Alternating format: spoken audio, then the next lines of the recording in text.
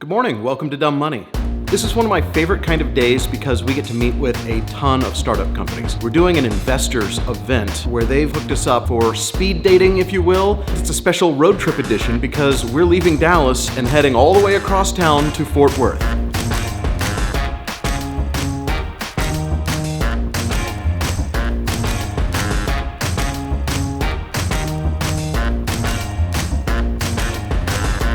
How many are on your schedule? I think 8. Right? I have 8 too, one of which I already know though. Oh, We've really? already actually invested in.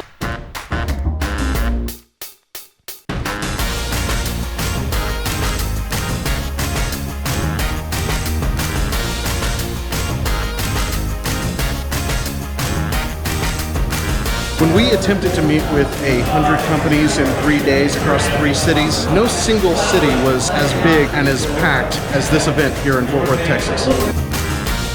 Chris is back in town, and we're going to catch him up on everything that he missed, including the, how many meetings did we just do? 16?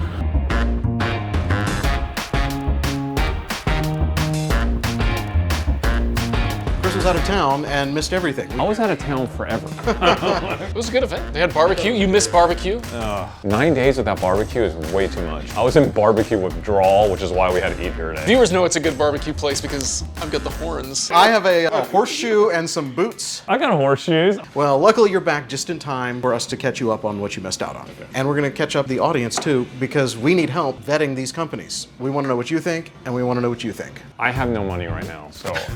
We actually found some really good companies, including one that we've already invested in I met with, the Wine Wand, and we also met with the company that we want to set up a meeting with, VIGILANT Labels, the company that keeps things safe in the operating room because doctors have such bad handwriting. They take an already labeled substance, and then when it goes into the syringe, they provide a new label. Right? And they're required to, but they don't always do it, and they don't always do it well, and sometimes you can't read. But this automates that process to where they're more likely to follow through. So they're automating labeling in the OR. That's what Vigilant does. That's what they do. We'll go deep on Vigilant next week. Okay. So we both met Patcher. He basically designed a software that allows you to... On-demand printed circuit boards for hobbyists. It's very bizarre. How big is that industry, though? That was my big question. He said there are millions of people that create their own PCBs for just either side projects or... So he could have a very big part of a tiny-ish.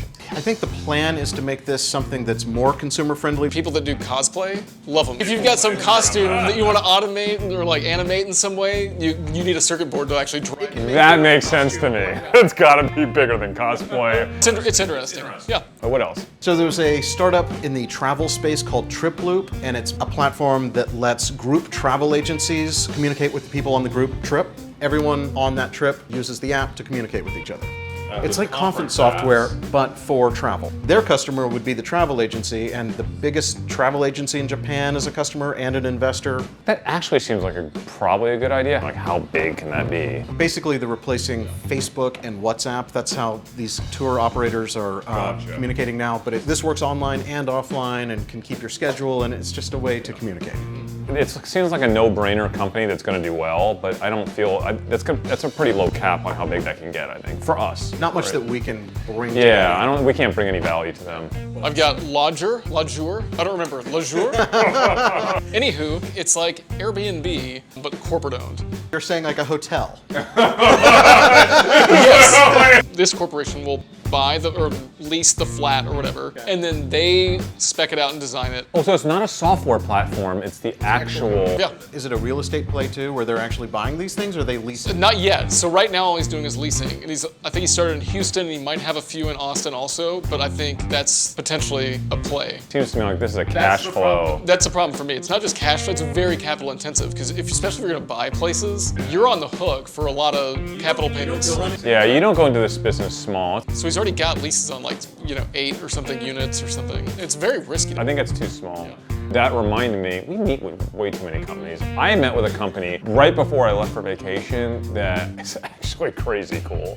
If you move into an apartment, they will furnish your entire apartment for a monthly subscription fee. When I say furnish, I mean right down to bath towels and wine glasses. You walk in, you pick from 8 different, like a modern template or a conservative template, and you just walk in, your apartment's done. And it's a 1-year minimum lease. It's like $300 a month. I don't want to talk too much about it because need to have a meeting with them. Yes. So this next one, when I saw it on my list, I was like, nah, okay, I'll listen politely, but there's no way I'm gonna be interested. Those are always the best. Because it's crypto.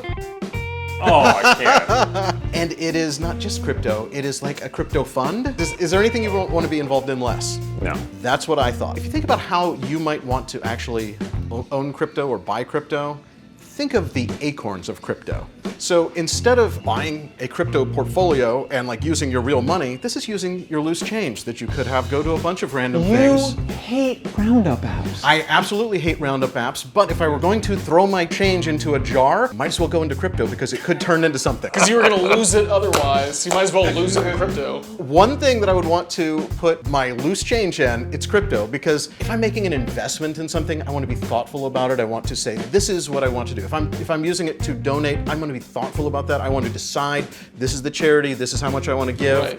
You can buy a number of crypto, pretty much all the big ones, and their exchange rate, their trading rate is good because they have the bulk buying power. You actually hold the crypto in your name, not in a fund. You own individual coins or whatever it is. They set up the account for you so you don't have to keep track of all the keys. Do you know how hard it was to get my crypto back from that Chinese company? I dealt with that for months. So no barrier to entry. This is all about getting massive traction and being a first mover. Do they have that? They have a little. They appeared on Shark Tank. They accepted Kevin O'Leary's offer. They have 12,000 active users. Can I say something why I might like this company? And I just popped in my head. I have no interest in investing in crypto, not because it's bad or I'm against it. It's just not my thing. But I wouldn't necessarily mind investing in a company that acorned the crypto model. This could be my crypto play. Because I would prefer to make money off a company that makes money off of people that put money into crypto than putting money into crypto. I'm out. Oh my God. I hear crypto and I just crickets. But that's a bias. Yeah, it is definitely a bias of mine. As the day progressed, things just got weird. Yeah. This is the very last meeting of the day. I don't even know how to pitch this one to you. It's called SUPERWORLD. It's a social platform for augmented reality, so think Facebook. Facebook meets Pokemon, meets real life real estate. What if you could buy that location through SUPERWORLD using Ether? Using Ether? You're actually buying in the virtual world only the location. So there's kind of a land grab already for places like Area 51 or the Statue of Liberty. People are actually buying, and then they get a revenue split with the company when people want to advertise. So if you bought Times Square and someone wanted to advertise in Times Square, the person who bought Times Square now is rev sharing with the company. So it's a little bit. Here's the deal. Yeah. I'm out.